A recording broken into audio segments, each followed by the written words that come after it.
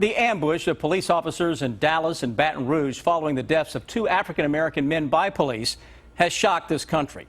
We wanted to know how the man in charge of 600 police officers here in Lexington sees the current climate of violence and mistrust, and what he thinks is needed to change it all. Our talk came before this past weekend shootings of police in Baton Rouge. Is that a cop dead? And people were calling, people were texting, asking if we were watching it.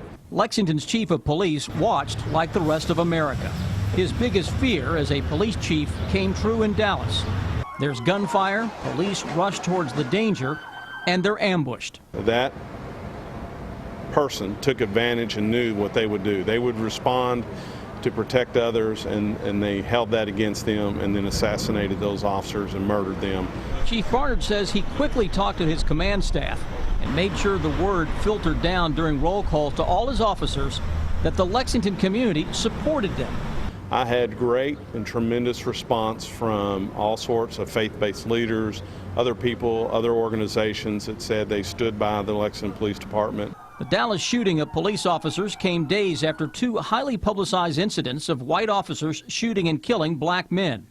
Do you feel like members of the African-American community right now are fearful as a whole of a police officer in Lexington, Kentucky?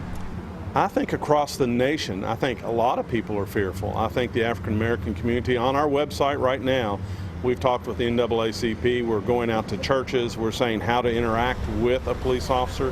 We're ahead of the curve in Lexington. We want to stay ahead of the curve, but that comes with communication and talking to people about what they think we need. He says they monitor and review cases of possible police abuse in other cities. And he says he's absolutely satisfied with the use of force by Lexington police. But there's always room for improvement. We have a program in place that looks at our use of force.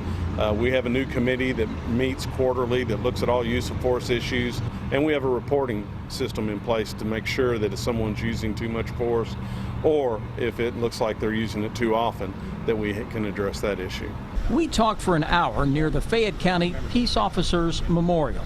We know our profession needs changing and adjusting. We're a reflection of society, and the best way for people to communicate is to understand. He says he has tough conversations with leaders of the African-American community, leaders of all faiths, including Muslims, listens to their concerns, and has tried to recruit and hire more minority officers and diverse candidates.